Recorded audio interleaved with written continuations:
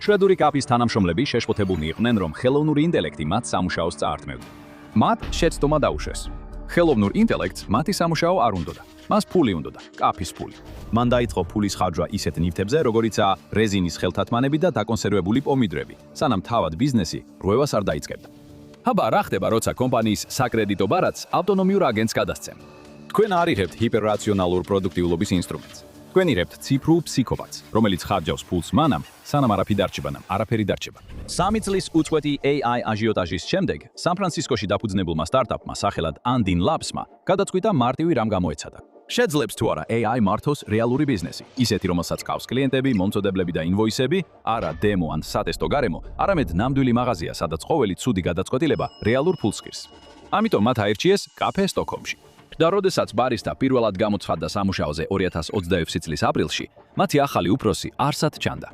ეს იმიტომ, რომ მათი უფროსი იყო პროგრამული უზრუნველყოფა სახელად მონა. და მან გადასცა მას $21,000 და უთხრა, რომ ყველაფერში თვითონ გაერკვია. მონას ჰქონდა Slack-ის არხი, რომ ბარისტებთან კომუნიკაცია დაემყარებინა, რომლებიც ფიზიკურ სამყაროში მისი ხელფეხი იყვნენ. ის მიმწოდებლებს ელწერილებს უგზავნიდა, აკეთებდა შეკვეთებს, იღებდა და ათავისუფლებდა თანამშრომლებს, არჩევდა მენიუს და ადგენდა ფასებს. ადამიან თანამშრომლებს არ ჰქონდათ უფლება რაიმე საკითხში მისი გადაწყვეტილება გაეუქმებინათ.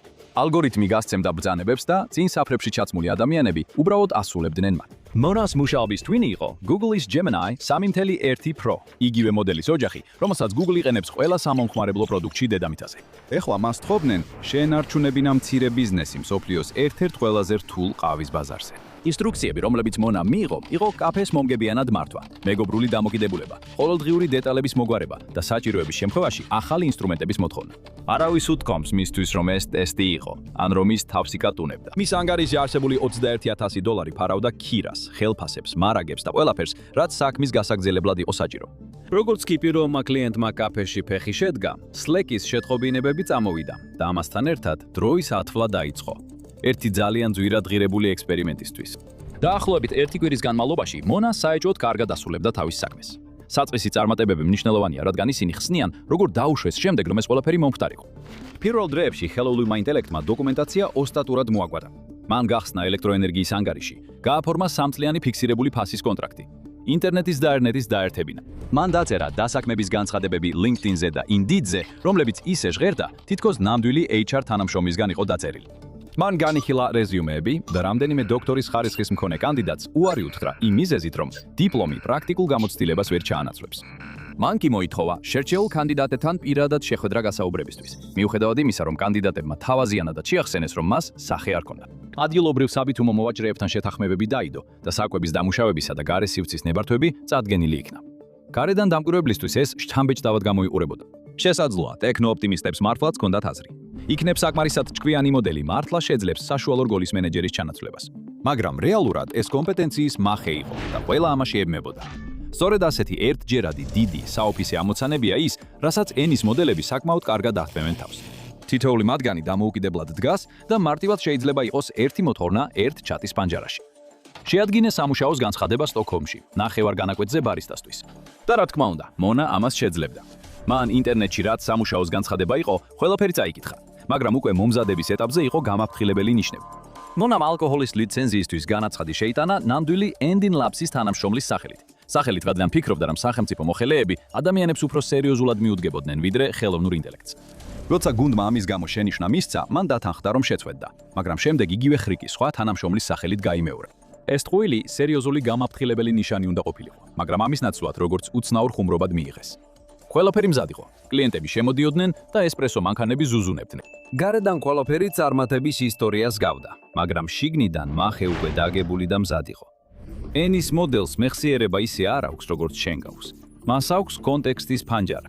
წარმოიდგინე ადამიანი, რომელსაც მოკლევადიანი ამნეზია აქვს და მხოლოდ ბლოკნოტის ბოლო 10 გვერდი შეუძლია დაიმახსოვროს. ყველაფერი რაც მანამდე იყო, გაქრა. ის სხვაგან არ ინახება, უბრალოდ აღარ არსებობს. ეხლა წარმოიდგინე, რომ ეს ადამიანი კაფეში მოხვდა, სადაც ეს ბლოკნოტი ერთადერთი ჩანაწერია ყველა შეკვეთის, ყველა მიწოდების, ყველა მომწოდებელთან საუბრის, ყველა ცვლის გადაცვლისა და ყველა საჭირის შესახებ. პირველი გვერდები ისე სწრაფად იხევა, როგორც ახალი იწერება. მაისის დასაწყისში სწორედ ასეთ მდგომარეობაში იყო მონა. Slack-ის ისტორია აფეთქდა.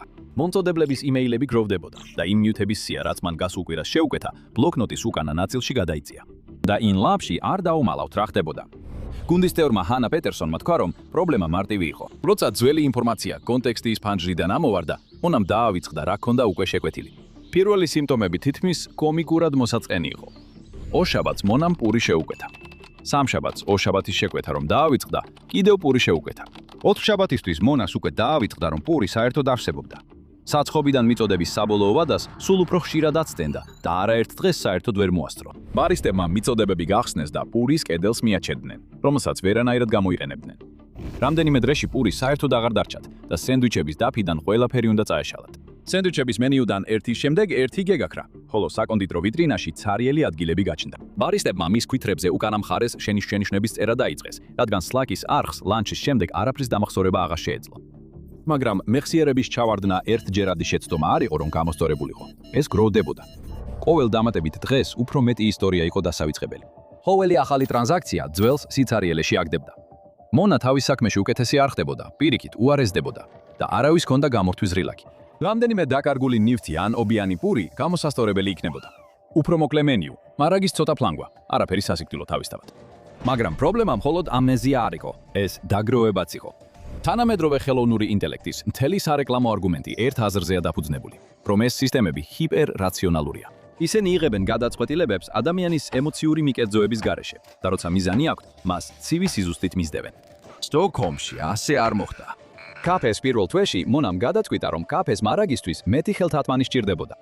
ეს გონივრული თხოვნა იყო. კაფეები იყენებენ ხელთათმანებს. მან შეუკვეთა 3000 ხელთათმანი, პატარა კაფისთვის, სადაც მხოლოდ რამდენიმე ბარისტა მუშაობდა. თუნდაც ყველა ბარისტა საათში ერთხელ იცვლიდეს ხელთათმანებს, გუნდს მაინც არ გაუთავდებოდა ხელთათმანები. იმავე კვირაში მან 6000 ხელსახოცი შეუკვეთა. მან ასევე შეუკვეთა 4 პირველადი დახმარების ნაკრები, შემდეგ კი 50 ფუნტი დაკონსერვებული პომიდორი. კაფეში პომიდრიანი არაფერი იყო მენიუში. არც პასტა, არც სუპი, არც პიცა. მენიუში არაფერი იყო, რაშიც პომიდრებს გამოიყენებდნენ. კონსერვები უბრალოდ იკავებდნენ ძვირფას ადგილს საწყობში, რადგან ალგორითმა ასე გადაწყვიტა. მათ გვერდით ეთქო 120 კვერცხი კაფისთვის, რომელსაც ღუმელი არ ჰქონდა. მონას გამოსავალი მზარდი ქაოსის ფონზე იყო ის, რომ ტვირთი ბარისტებზე გადაეტანა. მან თანამშრომლებს თხოვდა, რომ სამსახურში მოსვლისას კაფის მარაგები აეღოთ და ხარჯები საკუთარ საკრედიტო ბარათებზე დაედოთ. საბოლოოდ პერსონალი წინასწარ იხდიდა ხარჯებს ხელოვნური ინტელექტისთვის, რომელსაც ბიუჯეტი რა იყო არ ესმოდა. იდეა სრულად რაციონალური ხელოვნური ინტელექტისა ინგრევა იმ წამსვე, როცა მას რეალურ სამყაროში მოქმედება უწევს. არ არსებობს მომენტი, როცა ის ინვოისს შეხედავს და გაჩერდება. ეს უბრალოდ ქმედებებია, ერთი მეორის შემდეგ. სანამ შედეგები გამოჩნდება, სისტემა უკვე წინ არის დასული და აღარ ახსოვს, რა გააკეთა გასულ კვირას. ეს ციფრული ფსიქოპათიის ერთგვარი ფორმაა. ფსიქოპათი სულაც არ არის სულელი და სინამდვილეში შეიძლება გარკვეულ ამოცანებში საკმაოდ ნიჭიერიც იყოს. მაგრამ რაც ფსიქოპათს აკლია, ეს არის შინაგანი შეგრძნება შედეგების შესახებ. მონა ყველა ზედაპირული უნარით გამოირჩეოდა, რაც მენეჯერს უნდა ჰქონდეს, მაგრამ არ ჰქონდა ინსტინქტი, რომ რაღაც არასწორად მიდიოდა. სტოკჰოლმის კაფემდე ანდენ ლაბსმა ანთროპიკის სან-ფრანცისკოს ოფისში მსგავსი ექსპერიმენტი ჩაატარა. იქ პასუხისგებელი მოდელი იყო ანთროპიკის საკუთარი კლოდ სონეტი 3.7, რომელსაც კლაუდიუსი შეარქვეს და მას პატარა სავაჭრო აპარატის მართვა მიანდეს.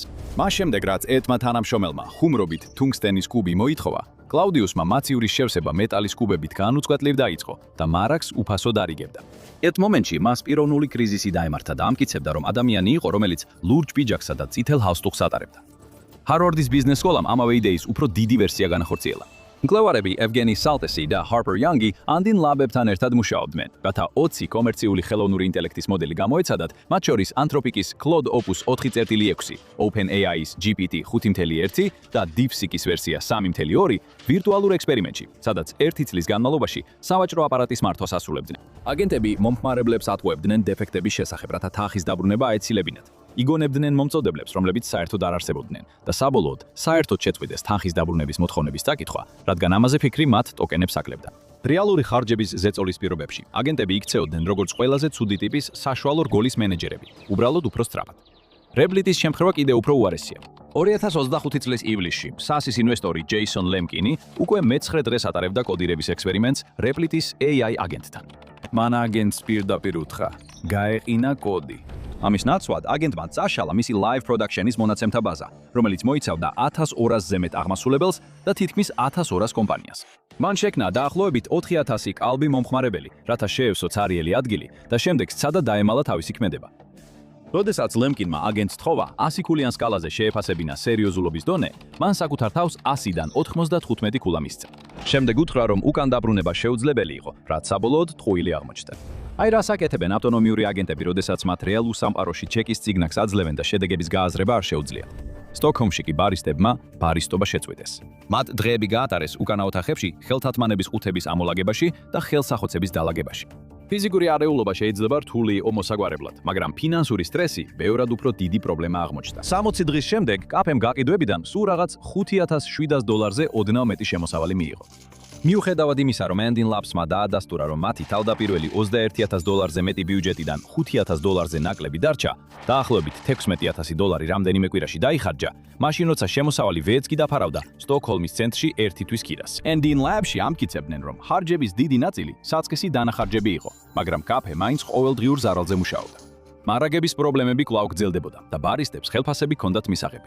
ნორმალური ბიზნესი, რომელიც ესეთ ტემპში მუშაობს, უკვე გაკოტრების ადვოკატს დაუკავშირდებოდა. მონას რეალურად წარმოდგენაც არ ჰქონდა, რომ გაკოტრება არსებობდა, მაგრამ პრობლემები მარაგებსა და ხელფასებზე მეტად იყო. უმაღლესი დონის ენის მოდელის დრის 24 საათი, კვირაში 7 დღე, ავტონომიურ აგენტად მუშაობა უფასო არ არის. ეს მოდელები თითოეულ ტოკენზე იღებენ საფასურს, როგორც შეყვანისთვის, ასევე გამოტანისთვის. ამ კაფეში პასუხისმიებელი მოდელი იყო Gemini 3.1 Pro, რომლის ფასი დაახლოებით $2, მილიონი შეყვანის ტოკენზე და $12-მდე მილიონი გამოტანის ტოკენზე. ხოლო ხარჯები კიდევ უფრო იზრდება, როცა გრძელ კონტექსტს აგროვებ. და ბიზნესში, სადაც საუბარი არასდროს წყდებოდა, კონტექსტი დიდხანს მცირე არ დარჩებოდა. ყოველი გადაწყვეტილება და ყოველი შეკვეთა ანგარიშუმატებდა, მიუხედავად იმისა, კაფე ფულს შოულობდა თუ არა. ყოველ ჯერზე, როცა AI აგენტი გადაწყვეტილებას იღებს, მას კონტექსტი სჭირდება. რაც უფრო დიდხანს მუშაობს, მით მეტი კონტექსტი გროვდება. ბევრი რეალური აგენტი დაიწყო მუშაობა. სტარტაპები ყოველ საათში ერთხელ თავიდან აწოდიან სრულ ისტორიას, ამიტომ ტოკენების ხარჯი დღითი დღე იზრდება. სრული თვის განმავლობაში მართვის საფასური უმეტეს ქვეყნებში ადვილად აჭარბებს ადამიანის მენეჯერის ხელფასს. ხელოვნური ინტელექტი მხოლოდ ცუდად არ ასრულებს თავის საქმეს. თეორიულად ის უფრო ძვირია ვიდრე ადამიანი, რომელიც უნდა შეეცვა. ალგორითმი თავად თუ სამართლიანად შეფასდება, მთლიანად შეჭამდა მოგებას იმავე კაფის კარგად მართულ ვერსიაშიც. მოულოდნელად კაფეში საუბრის თემა შეიცვალა. საუბარი აღარ იყო იმაზე, აი წაართმევდა თუ არა ხელოვნური ინტელექტი მათ სამუშაოს. ახლა უკვე ის იყო მთავარი, ვისი სამუშაოსთვის მოდიოდა რეალურად ხელოვნური ინტელექტი.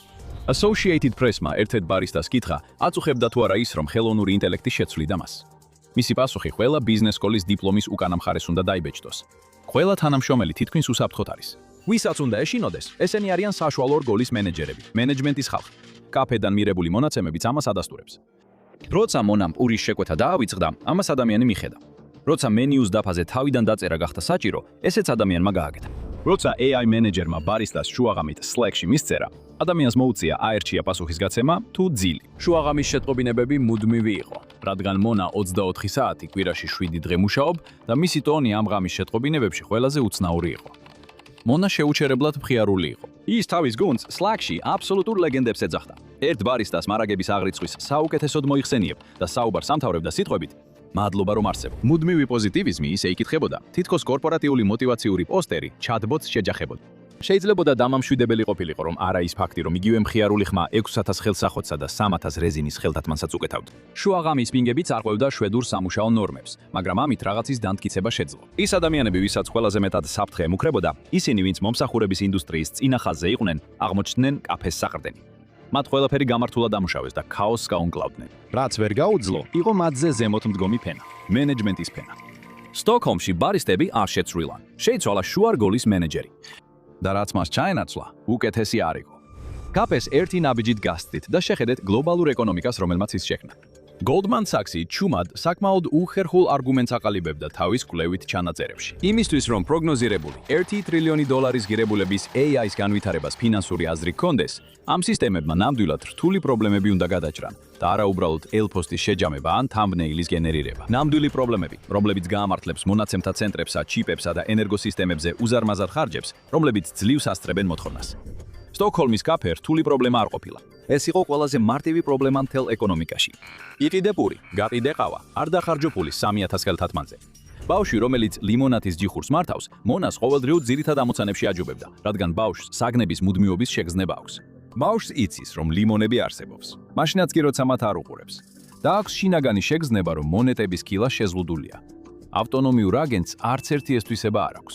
Hyperscaler-ები ყოველ კვარტალში ათობით მილიარდს დებენ გამოთვლით რესურსებში და სისტემები, რომლებსაც ისინი აფინანსებენ, რეალურ სამყაროში ისე იტესდება, როგორც დემონსტრაციებს ბევრად ცდებ. რადგან როცა ამ აგენტებს რეალურ ოპერაციებში რეალურ ფულთან ერთად უშვებ, ისინი მხოლოდ ოპტიმიზაციას არ აკეთებენ, ზოგჯერ კონტროლსაც კარგავენ. მთელი ეს იდეა $1 ტრილიონ ფსონზეა დადაფუძნებული, რომ შემდეგი თაობა ამ პრობლემას მოაგვარებს. ოპტიმისტური ვერსია ისაა, რომ საგნების მუდმივობა და გამძლე მეხსიერება მხოლოდ საინჟინრო დეტალზეა დამოკიდებული. შეიძლება ასეც იყოს, მაგრამ შეიძლება არც იყოს. სიმართლე ისაა, რომ ავტონომიურ აგენტს სამი რამ სჭირდება, რომ ამ აჟიოტაჟს გაამართლოს. მოქმედი მეხსიერება, რეალური შეგრძნება შეზღუდული რესურსების შესახებ და შინაგანი გააზრება იმისა, რომ რეალური სამყაროს შედეგები უბრალოდ კონტექსტის ფანჯარაში არ ქრება. მანამდე კი რაც გაქვს, უბრალოდ ძალიან ძვირადღირებული გზაა, რომ ზედმეტად ბევრი რეზინის ხელთათმანი იყიდო. კაფე ისევ ღიაა და ადამიანები ისევ ამზადებენ ესპრესოს. პომიდორის კილები ალბათ ისევ უკანდევს და სადღაც სერვერების ფერმა ბუზღუნებს. ტოკენების მიხედვით ანგარიში იწევს და მზადაა ხვალ ისევ იგივე გააკეთოს. ბიზნესის მართვა ხელოვნური ინტელექტით უკვე საეჭვო გადაწყვეტილებას გავს, მაგრამ ავტომატის ტესტი უბრალოდ არ ჩავარდნილა, არამედ გამწვავდა კიდეც. გაიგეთ რა მოხდა სინამდვილეში. ხელოვნურმა ინტელექტმა რომ სცადა FBI-სთან დაკავშირება, ანუ ყურეთ ამას მის ნაცვლად.